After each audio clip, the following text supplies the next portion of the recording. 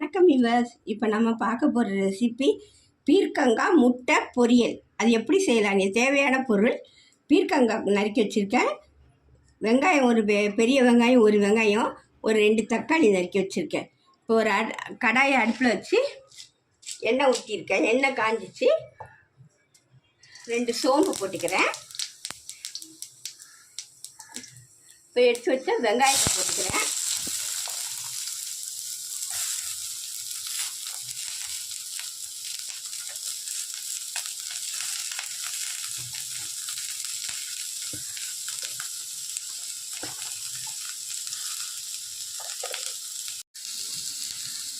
லைட்டாக வெங்காயம் வதங்கணும்.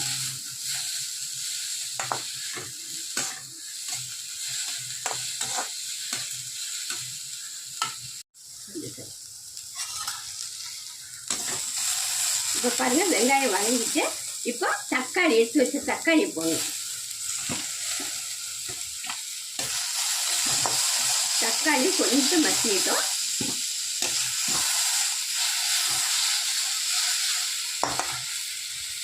மிளகாத்தூள், கொஞ்சம் கரம் மசாலா தூள், கொஞ்சம் மஞ்சள் எல்லாத்தையும் அதில் போட்டுக்கிறேன்.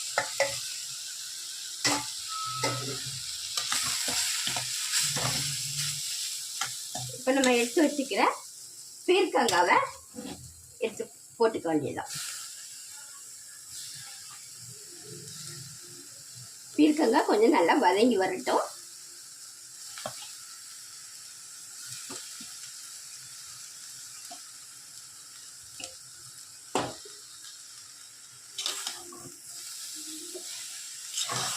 இப்போ இந்த காய்க்கு தேவையான அளவு உப்பு போட்டுக்கிறேன். உப்பை போட்டு கொஞ்சம் ஒரு 1/4 கிளாஸ் தண்ணி, நிறைய ஊற்றக்கூடாது, ஏன்னா அந்த காயிலையும் தண்ணி வரும்.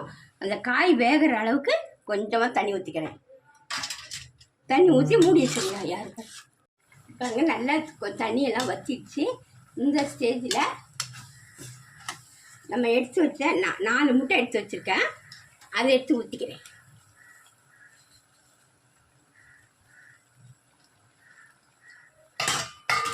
லைட்டாக குறைச்சி வச்சுட்டு லைட்டாக மூடி வச்சிடலாம்.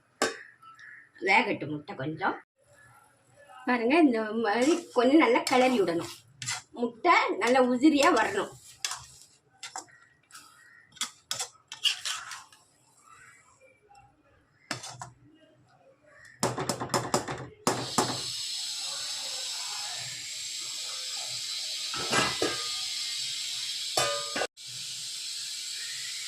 பாருங்க, ரெடி ஆயிடுச்சு. நல்லா உதிரியாக வந்துச்சு பாருங்க. இது வந்து கொத்து பரோட்டா மாதிரி நல்லா டேஸ்ட்டாக இருக்குங்க. இது சாம்பார் சாதத்துக்கு, ரச சாதத்துக்கெல்லாம் தொட்டுட்டு சாப்பிட சூப்பராக இருக்கும்.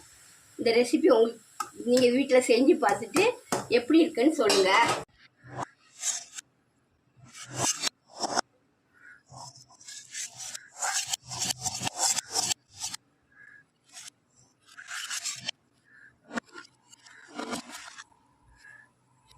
அங்கே ரெடி ஆயிடுச்சு. முட்டை மசாலா ரெடி ஆயிடுச்சு.